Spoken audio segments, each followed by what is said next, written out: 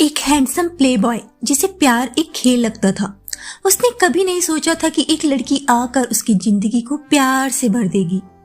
आज की हमारी ये मूवी 2012 में रिलीज हुई एक Chinese period romance drama movie है। मूवी का नाम है डेंजरस लियासंस। मूवी की शुरुआत हमारी मूवी के मुख्य प्लेबॉय किरदार यीफान से होती है। साल है सितंबर 1931 शंघाई। यीफान कल रात भी किसी लड़की के साथ बेड पर था। सुबह जब उसकी गर्लफ्रेंड उसके पास आती है, वो उसे किसी दूसरी लड़की के साथ देख भड़क उठती है, लेकिन यीफान को उन दोनों में कोई भी दिलचस्पी नहीं थी। वो तैयार होकर ड्राइंग रूम में आ जाता है, जहाँ फैनियो नाम की एक लड़की खड़ी थी। यीफान को लगा शायद ये भी उसी के लिए यहाँ खड़ी है। वो उसे अपनी बाहों में भर लेता है। फैनियो घबरा जाती है। तभी वहाँ यीफान की नानी आती है और उसे बताती है कि फैनियो उसकी दूर की कजिन है जो नॉर्थ चाइना में रहती थी, लेकिन जापानियों ने वहाँ युद्ध छेड़ रखा है और इस वजह से उसके पति की डेथ हो गई। फैनियो अब एक विधवा है और आज से उन्हीं के साथ रहेगी। उसे गलत समझने के लिए यीफान उससे माफी मांगता है। उसके बाद हम जिया नाम की एक औरत को देखते हैं।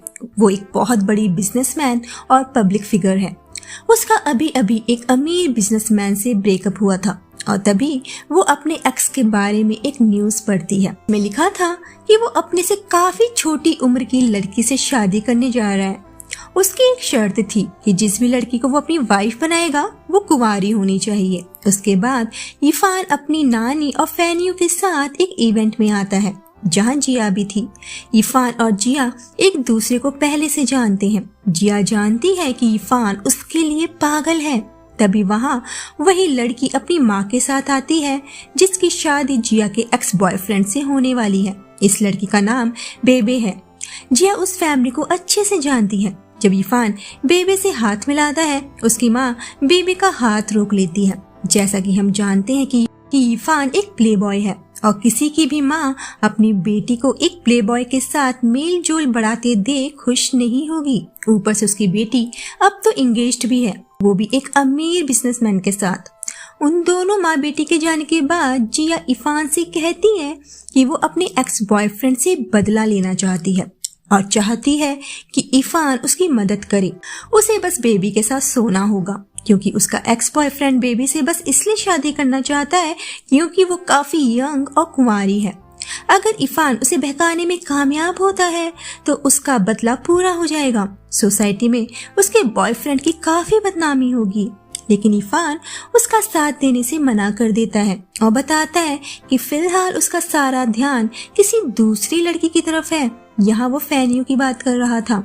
असल में अपने पति की मृत्यु के बाद उसने डिसाइड किया है कि वो कभी भी शादी नहीं करेगी और यीफान को ये एक चैलेंज नजर आया और अब वो सारा ध्यान फैनियो पर देना चाहता है। लेकिन जिया जब फैनियो को देखती है उसे लगता है कि यीफान कभी भी उसे बहकाने में कामयाब नहीं हो पाएगा।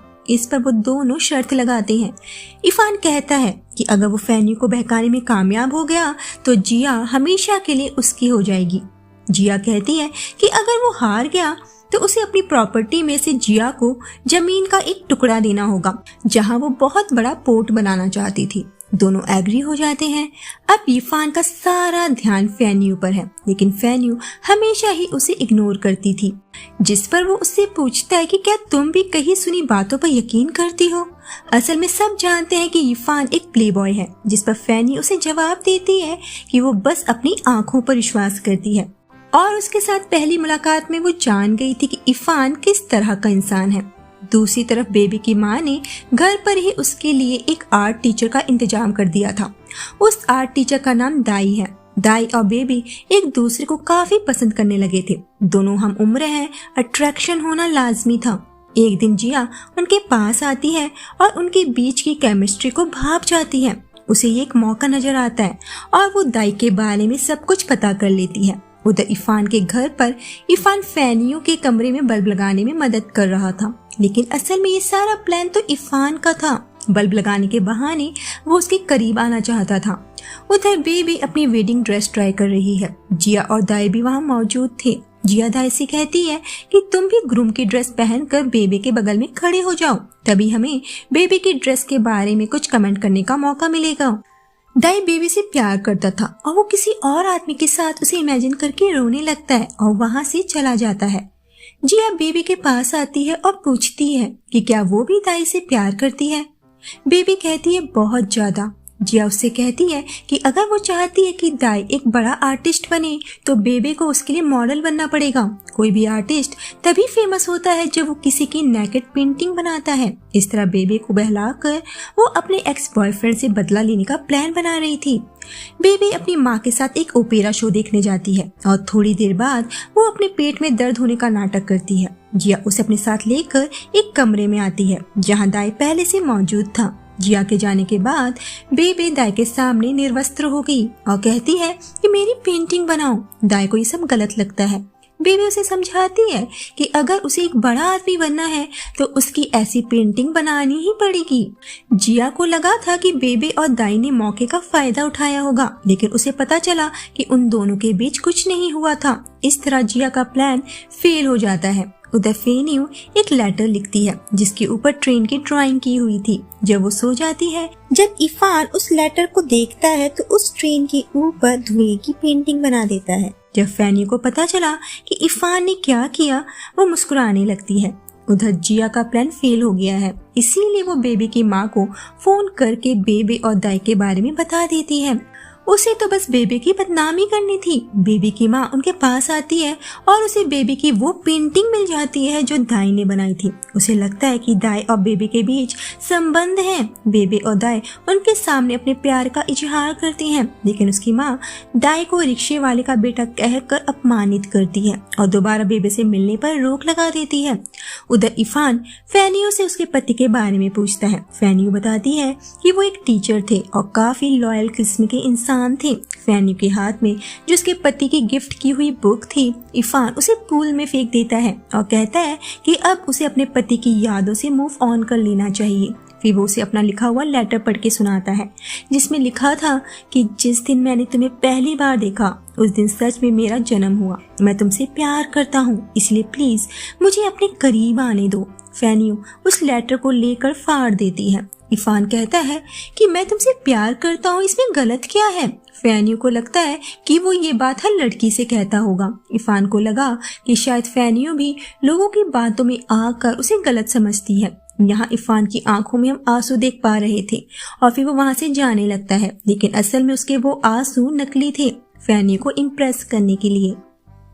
कुछ दिनों बाद इरफान बिजनेस ट्रिप पर चला जाता है और फेन्यू को लेटर लिखकर बताता है कि वो उसे कितना ज्यादा मिस कर रहा है। उधर बेबी की माँ और जिया के बीच बेबी को लेकर चर्चा हो रही थी। उसकी माँ कहती है कि उसने अपनी बेटी को इरफान से तो बचा लिया, लेकिन अब दाई की वजह से उसकी बेटी पागलों की तरह बिहेव करने लगी है। इरफान उनकी बातें सुन रहा था। जिया उसकी माँ को सुझाव देती है कि उसे बेबी को लेकर कुछ दिनों के लिए किसी दूसरी जगह चले जाना चाहिए। उसके जाने के बाद इरफान जिया के पास आता है। उसने बेबी की माँ की बातें सुन ली थी, जिस वजह से वो उनसे चिढ़ गया था और जिया से कहता है कि अब वो बेबी के साथ वो सब कुछ करेगा जिसके लिए उसने पहले जिया को मना कर दिया था।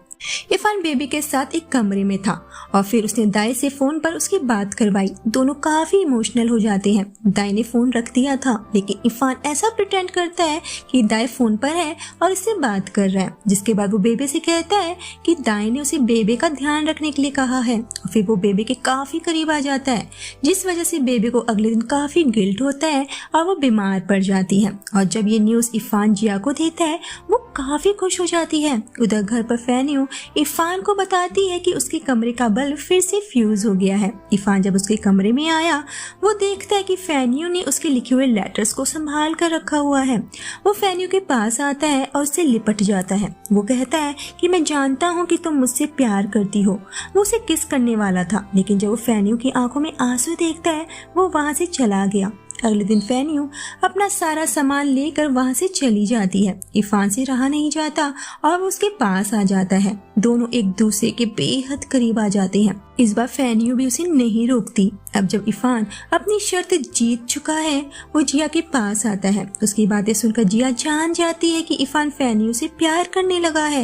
इरफान कहता है कि अब जिया उसकी है, लेकिन जिया कहती है कि अभी शर्त पूरी नहीं हुई है। अब उसे फेन्यू से ब्रेकअप करना होगा, तभी शर्त पूरी होगी। फैन्यू इफान को फोन करती है। फोन सर्वेंट उठाता है। इफान अपने सर्वेंट से कहता है कि उसे बोलो कि मैं घर पर नहीं हूँ। फैन्यू सर्वेंट से कहती है कि इफान के लिए उसने लंच बनाया है, वो जब भी वापस आए उसे मेरे घर भेज देना। इफान उसकी बातें सुन रहा था। उसे काफी बुरा लगा, इसलिए वो फैन्यू के पास आ जाता है, जहाँ दोनों काफी अच्छा टाइम स्पेंड करते हैं। फैन्यू बताती है कि उसकी वजह से अब उसे अपना पास्ट पीछे छोड़ने का मन करता है। इफान उससे पूछता है कि अगर मैं तुम्हें छोड़कर चला गया तब तुम क्या करोगी। फैन्यू कहती है कि वो उसके बिना मर जाएगी। इफान तब उसे आई लव यू कहता है। उसे अपने अंदर की ये फीलिंग समझ नहीं आ रही थी। वो काफी ड्रिंक कर लेता है और जिया के पास जाता है, जो दाई के साथ सो रही थी। उन्हें साथ देख इफान को काफी गुस्सा आता है और वो दाई को बताता है कि बेबी की तबीयत ठीक नहीं है। ये सुन दाई वहां से तुरंत निकल जाता है और इफान वहीं जिया के बेड पर लेट गया। नशे में भी वो फैन्यू का नाम ही ले जा रहा था। ये सुन जिया को अच्छा नहीं लगता और वो फैन्यू को फोन करके अपने घर बुलाती है, ये जानकर कि इफान कल रात से जिया के घर पर है। फैन्यू को अच्छा नहीं लगा। जिया इफान को उठाती है और उसे बताती है कि फैन्यू उससे मिलने आई है। इफान को समझ नहीं आता, लेकिन फिर वो अच्छे से तैयार होकर उसके पास आता है और कहता है कि कुछ ज्यादा ही हो गया, लेकिन अब वो फैन्यू से दोबारा नहीं मिलना चाहता। ये सुन फैन्यू को उसकी बातों पर यकीन नहीं होता। उसे लगता है कि इफान उसके साथ मजाक कर रहा है, लेकिन इफान को तो शर्त जीतनी थी। इफान उसे समझाता है कि वो हमेशा से ऐसा ही था, लेकिन इफान की आंखों में हमें दर्द साफ दिख रहा था। एक शर्त की वजह से उसे वो खोना पड़ जाता है जो उसके दिल के सबसे करीब था। फैन्यू वहां से रोते हुए चली जाती है। इफान जिया के पास आता है और कहता है कि अब से तुम मेरी हुई, लेकिन जिया कहती है कि तुम शर्त हार चुके हो क्योंकि तुम्हें फैन्यू से प्यार हो गया और तुमने उसे जाने दिया। इस तरह वो शर्त जीत कर भी हार चुका था। ये सुन इफान को जिया पर काफी गुस्सा आता है और वो उसके साथ जबरदस्ती करने का सोचता है, लेकिन फिर कुछ सोच कर रुक जाता है और कहता है कि वो उसे बर्बाद कर देगा। इफान के जाने के बाद जिया दाई को बुलाकर उसे बता देती है कि इफान ने बेबे के साथ क्या किया, उसका कैसे फायदा उठाया। उधर फैन्यू भी काफी दुखी थी और सुसाइड करने का सोच रही है। इफान को अपनी गलती का पछतावा होता है और वो फैन्यू से मिलने के लिए निकल पड़ता है। रास्ते में उसे दाई मिलता है और वो उसे गोली मार देता है, लेकिन जल्द ही उसे एहसास हो गया कि जिया ने उसे अपने फायदे के लिए भड़काया था और फिर इफान उसे जाने को कहता है। फिर वो घायल हालत में फैन्यू के पास आता है, लेकिन फैन्यू दरवाजा नहीं खोलती। इफान कहता है कि मुझे पता है कि तुम अंदर हो, लेकिन वो आखिरी बार उसे देखना चाहता है। फैन्यू दरवाजा नहीं खोलती। वो उससे भीख मांगता है कि प्लीज मुझे आखिरी बार तुम्हें देखना है, क्योंकि शायद इस पल के बाद वो उसे कभी नहीं देख पाएगा। और वो पल उसकी जिंदगी के सबसे हसीन पल थे जो उसने फैन्यू के साथ बिताए थे। लेकिन फैन्यू नहीं पिघलती। इफान वापस जाने लगता है। उसके जाते ही फैन्यू दरवाजा खोलती है और देखती है कि उसके घर के बाहर खून गिरा हुआ है। इफान दूर गिरा हुआ था। वो दौड़ के उसके पास जाती है और पूछती है ये सब कैसे हुआ। इफान पूछता है कि क्या अब भी वो उसे मरा हुआ देखना चाहती है। फैन्यू कहती है नहीं, मैं तुमसे बहुत प्यार करती हूँ। और कुछ ही पलों में इफान उसकी बाहों में मर जाता है। कहानी कुछ साल आगे जाती है और हम फैन्यू को देखते हैं। वो बच्चों को पढ़ाने का काम करती है। वो एक ट्रेन की ड्राइंग बना रही थी जिसे वो ठीक इफान की तरह ड्रॉ करती है। इफान की यादें हमेशा उसके साथ हैं और इसी के साथ इस मूवी का यहीं पर अंत हो जाता है।